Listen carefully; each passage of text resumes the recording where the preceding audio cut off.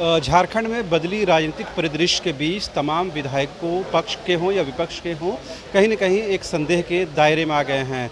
विपक्ष साफ तौर पर कह रही है कि वर्तमान सरकार ने अपना किरदार खो दिया है, लिहाजा इस सरकार को बने रहने का हक और अधिकार नहीं है। इस वक्त हमारे साथ मौजूद हैं निर्दलीय विधायक अमित यादव जी। सर, जो कुछ भी हो रहा है, आप लोग थर्ड फ्रंट बनाकर अपना काम कर ही रहे हैं। ये माना जा रहा है कि कई लोगों से संपर्क कर रहे हैं। आपसे कितने लोगों ने संपर्क किया है और कुछ बताया है, रेट वगैरह? ये हम लोग से तो कोई संपर्क नहीं हुआ, किसी का संपर्क नहीं हुआ है और हम लोग से संपर्क करने का कोई विषय ही नहीं, क्योंकि हम लोग से कोई सरकार बनने वाला और बिगड़ने वाला भी नहीं है। लिहाजा अगर आप देखें तो कहीं ना कहीं विधायकों में 81 विधायक हों या फिर सत्ता पक्ष के विधायक हों या विपक्ष के विधायक हैं, कहीं ना कहीं कार्यकाल में, सरकार के कार्यों में या फिर उनके कार्यकलापों में जो उनके कार्य करने की पद्धति है, उससे कहीं ना कहीं लोगों में नाराज़गी है या असंतुष्टता है। काम उनके नहीं हो रहे, उनके क्षेत्र में काम नहीं हो रहे हैं, यहाँ पे भ्रष्टाचार चरम पे है। लोग कहीं ना कहीं उससे भी विधायकों के कपड़ों में दाग लग रहा है, उससे भी विधायकों की छवि धूमिल हो रही है। नहीं, तो अमित जी, बोला जाता है ऐसे राजनीतिक माहौल में सबसे सॉफ्ट टारगेट जो होते हैं वो इंडिपेंडेंट होते हैं।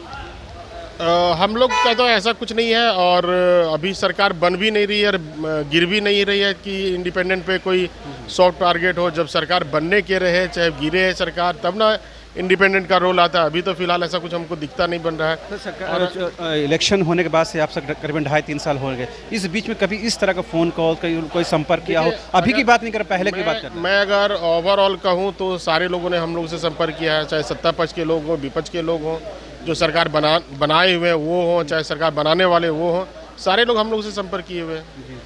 अभी इस ताज़ा घटनाक्रम के बीच में घटनाक्रम में अभी हम लोग से कोई संपर्क नहीं है।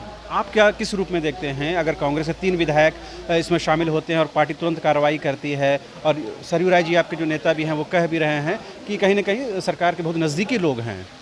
देखिए, जिन लोगों पे कार्रवाई हुई और जिन लोगों पे 50 लाख 48 लाख रुपए का मामला जो सामने आ रहा है, तो अगर बहुत तरीके से आप देखें तो अगर 16 लाख रुपए अगर एक विधायक का अगर उसमें होता है तो 16 लाख रुपए विधायक किस लिए लेंगे? किसी को सरकार बदलने और गिराने के लिए 16 लाख रुपए में तो कोई डील हुआ नहीं होगा। और हो सकता है इसमें चाहे विपक्ष का हो, जो सरकार बनानी चाह रही वो हो, चाहे भी जो सरकार में बैठी वो हो सकता है इन लोग का भी चाल हो कि विधायकों को बदनाम करे, कांग्रेस को डराए, ऐसा भी कुछ करके हो सकता है।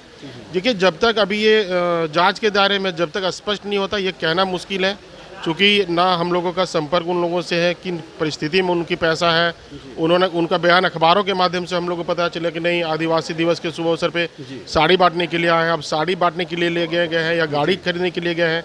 ये अभी सब एक पर्दे में है, तो अभी कुछ कहना बहुत जल्दबाजी होगी। आने वाले दिनों में हम देखते हैं कि क्या मामला है, लेकिन कहीं ना कहीं इसमें षड्यंत्र है, विधायकों को डराने के लिए, विधायकों को धमकाने के लिए या विधायकों को एक मतलब बदनाम करने का ये पूरी एक साजिश है। किनके तरफ से ये साजिश षड्यंत्र हो रही है, ये आपको बेहतर पता होगा, क्योंकि आप बंगाल के मीडिया से आप टच में हैं, तो बंगाल झारखंड का कम्युनिकेशन आप ज़्यादा बेहतर बना सकते हैं, इसलिए आपका ये जिम्मेवारी है। हम लोग तो आपके माध्यम से जान रहे हैं सारी जानकारी को, इसलिए ज़्यादा जानकारी इस विषय में हम लोग को नहीं है, बेहतर आप। अच्छा, ये महाराष्ट्र प्रकरण के बाद जिस तरह से असम और खास गुवाहाटी का इंपॉर्टेंस बढ़ा, वहाँ की सरकार का इन्वॉल्वमेंट बढ़ा, कहा यह भी जा रहा है कि इस सरकार को डिस्टेबलाइज करने में वहाँ की सरकार, उनके खिलाफ तो FIR भी हो गई है सीएम जो हैं असम के।